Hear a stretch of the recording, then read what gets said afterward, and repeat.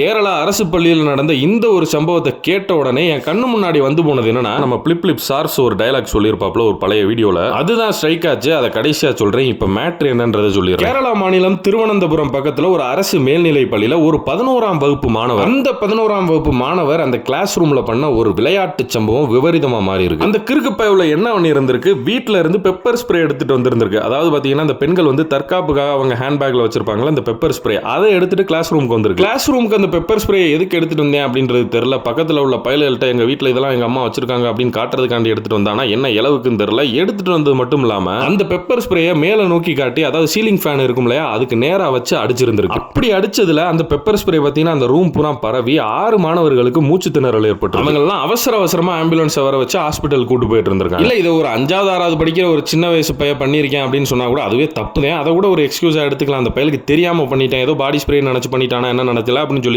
ஆனா 11ஆம் வகுப்பு மாணவன். இதுக்குதான் ஆரம்பத்துல நான் ஒன்னு சொல்றேன்னு சொன்னேன்ல, இதோ உங்களுக்காக. உடனேயோட ஒரு தட்டி மூடிட்டு ஸ்கூலுக்கு போடா அப்படின்னு நீ விரட்டி இருந்தீங்கன்னா இன்னைக்குவே இந்த மாதிரி வளர்ந்து நின்றுப்பானா?